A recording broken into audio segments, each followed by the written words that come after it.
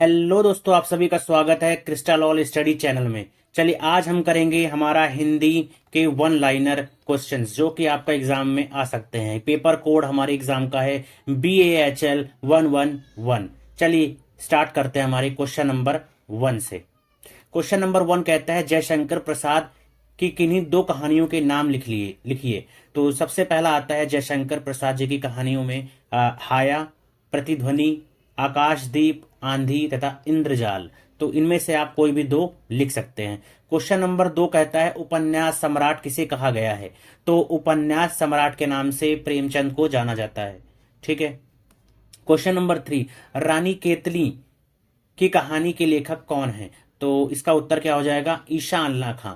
रानी केतकी की कहानी के लेखक ईशा अल्लाह खां हैं। क्वेश्चन नंबर 4, प्रेमचंद की जन्मस्थली कहाँ है। प्रेमचंद की जन्मस्थली लमही ग्राम, वाराणसी, उत्तर प्रदेश में हुआ था। तो उनका जन्म कहाँ हुआ था, वाराणसी के लमही ग्राम में हुआ था, गांव में।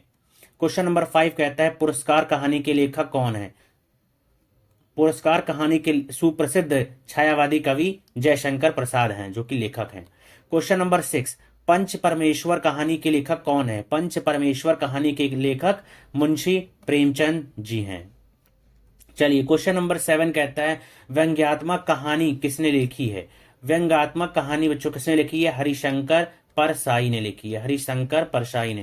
क्वेश्चन नंबर 8, चार कृतियों का उल्लेख करें जो प्रेमचंद द्वारा लिखी गई हैं। सबसे पहला आप लिख सकते हैं गोदान, दूसरा कफन, तीसरा गबन और चौथा पूस की रात। गोदान, कफन, गबन और पूस की रात। क्वेश्चन नंबर 9, तुच्छ का विलोम शब्द क्या होगा। तुच्छ का विलोम शब्द महान होगा।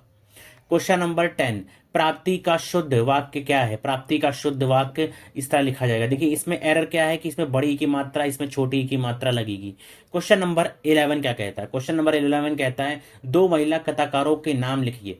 तो पहला आप लिख सकते हैं सुभद्रा कुमारी चौहान, दूसरा आप लिख सकते हैं उषा प्रियवंदा।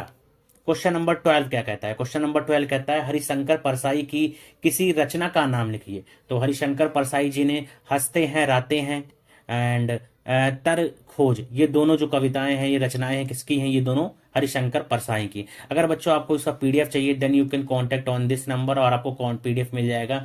और प्लीज आप हमारे चैनल को सब्सक्राइब कर लीजिए, आपको सारे वन लाइनर्स यहीं पर मिलते हैं। प्लस आप हमारे चैनल को ज्वाइन कर लीजिए जो कि व्हाट्सएप का चैनल है क्रिस्टल ऑल के नाम से, जो BHU के लिए है, जहां पर हम सारे सॉल्यूशंस वगैरह प्रोवाइड कराते हैं। चलिए क्वेश्चन नंबर 13 कहता है अमरकांत की दो रचनाओं का नाम लिखिए। तो अमरकांत की पहली रचना हो जाएगी बीच की दीवार और दूसरी क्या हो जाएगी, जिंदगी और जोक। जिंदगी और जोक। क्वेश्चन नंबर 14 कहता है कफन किसकी रचना है। कफन किसकी, अभी बताया आपको ऊपर भी, मुंशी प्रेमचंद की। क्वेश्चन नंबर 15 क्या कहता है अमरकांत के उपन्यास इन्हीं हथियारों से के लिए कौन सा पुरस्कार मिला था। तो उनको 2007 में साहित्य अकादमी पुरस्कार मिला था। उनको कौन सा अवार्ड मिला था, साहित्य अकादमी अवार्ड।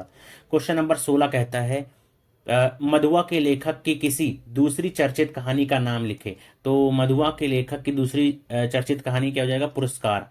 क्वेश्चन नंबर 17 क्या कहता है। क्वेश्चन नंबर 17 कहता है तत्वों के नाम लिखिए। तो परंपरागत रूप से कहानी के 6 तत्व माने गए हैं। पहला क्या है, कथा वस्तु, दूसरा है चरित्र चित्रण, तीसरा है कथन और चौथा आ जाएगा देशकाल, परिस्थिति एवं वातावरण, पांचवा भाषा शैली और छठा उद्देश्य।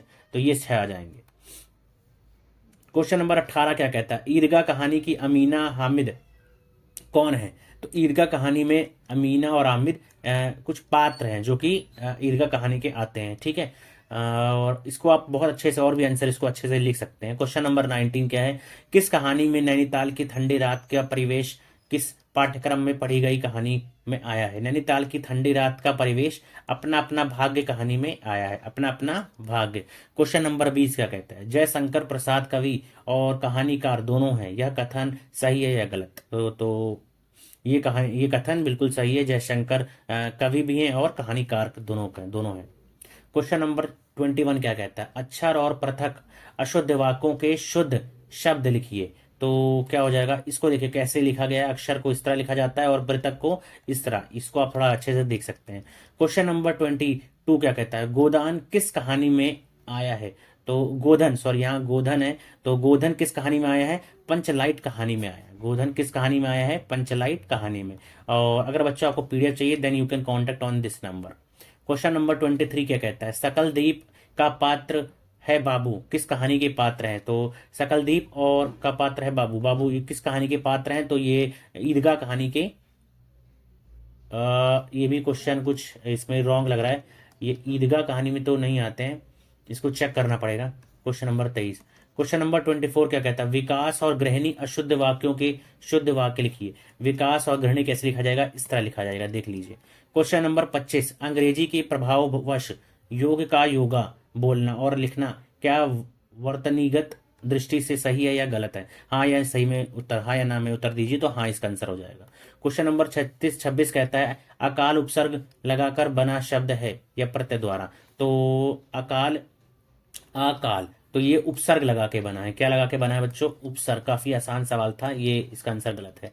ठीक है, क्वेश्चन नंबर 27 क्या कहता है, जयशंकर प्रसाद की कृति गोधन का किस कहानी का पात्र है? तो पंचलाइट कहानी का पात्र है। क्वेश्चन नंबर 28, सकलदीप बाबू किस कहानी के पात्र हैं? तो सकलदीप बाबू डिप्टी कलेक्टर जो कि अमरकांत द्वारा रचित कहानी है उसके पात्र हैं। ठीक है, ये आपको याद रखना है। ये सही है। क्वेश्चन नंबर 29 क्या कहता है, जैनेन्द्र के किस एक उपन्यास का नाम लिखिए?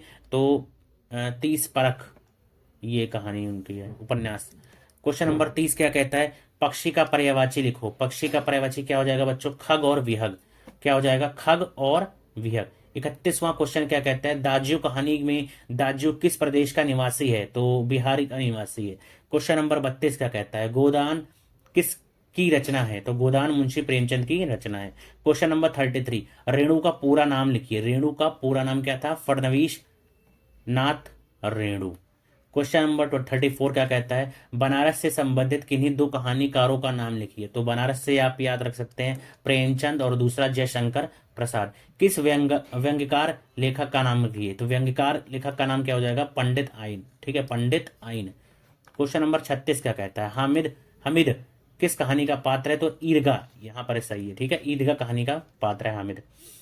उज्जवल का शुद्ध रूप कैसे लिखेंगे? उज्जवल को इस तरह लिखा जाएगा, ये आपको देख लेना अच्छे से। क्वेश्चन नंबर 38 क्या कहता है, अमृत का पर्यायवाची लिखिए। सुधा, सोम, पीयूष और अभिय, ये सारे हो जाएंगे। क्वेश्चन नंबर 39, आविर्भाव का विलोम लिखिए। आविर्भाव का विलोम क्या हो जाएगा? तिरोभाव।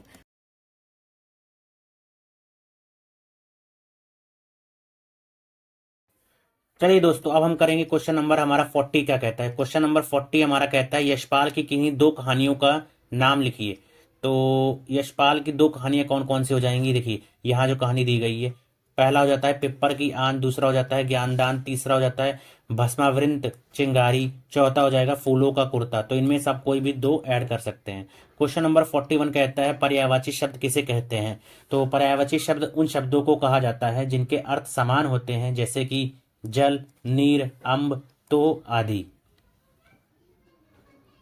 चलिए क्वेश्चन नंबर 42 कहता है, मधुआ किसकी कहानी है? तो मधुआ किसकी कहानी है? जयशंकर प्रसाद जी की कहानी है। 43 क्वेश्चन कहता है, उसने कहा था किसकी रचना है? उसने कहा था किसकी रचना है? तो यह है चंद्रधर शर्मा गुलेरी की रचना है। क्वेश्चन नंबर 44 कहता है, लमही का संबंध किस रचनाकार से है? लमही का संबंध तो मुंशी प्रेमचंद से। ठीक है, लमही ग्राम में उनका जन्म हुआ था, वाराणसी में। यशपाल के किसी एक उपन्यास का नाम लिखे। तो यशपाल के किसी एक उपन्यास क्या हो जाएगा? दादा कामरेड, देशद्रोही, क्यों फंसे, ये सारे हो जाएंगे। क्वेश्चन नंबर 46 कहता है, नई कहानी धारा के किसी एक कहानीकार का नाम लिखिए। तो इसका आंसर हो जाएगा नई कहानी धारा के कहानीकारों में कौन कौन आते हैं? राजेंद्र यादव, मोहन राकेश और कमलेश्वर शामिल है। अगर आपको बच्चों इसका पीडीएफ चाहिए, then you can contact on this number. Question number 47 कहता है, प्रेमचंद द्वारा संपादित किसी पत्र का नाम लिखिए। तो क्या हो जाएगा इसका आंसर? जागरण एवं हंस। क्वेश्चन नंबर 48 कहता है, हिंदी की आरंभिक कहानी का नाम उल्लेख कीजिए। हिंदी की किलमी आरंभिक कहानी का नाम क्या है? रानी केतकी की कहानी है। क्वेश्चन नंबर 49 कहता है, उपसर्ग लगाकर शब्द बनाना है। मान से क्या बन जाएगा? अभिमान। क्या बन जाएगा बच्चों? अभिमान। 50वां सवाल कहता है, उपसर्ग लगा के शब्द बनाना। इसमें भी हार से क्या आप उपसर्ग लगाएंगे? प्रति, तो क्या बन जाएगा? प्रतिहार, प्रत्याहार। 51वां क्वेश्चन है, विलोम शब्द बताइए पाप का। तो पाप का क्या हो जाएगा? पुण्य हो जाएगा पाप का आंसर। ठीक है, विलोम क्या हो जाएगा? पुण्य। तो अगर बच्चों ये वीडियो पसंद आए तो प्लीज़ इसको शेयर कीजिए, लाइक कीजिए और कमेंट कीजिए। अगर आपको और कोई वीडियो चाहिए then you can tell us और हम उस पर आपको ला देंगे। प्लीज़ हमारा चैनल है BHU रिलेटेड, जहाँ से आपको हर चीज़ डिटेल मिल सकती है, तो आप उसको भी ज्वाइन कर लीजिएगा। चलिए that's all for today. I hope ये बच्चों पसंद आया होगा लेक्चर आपको।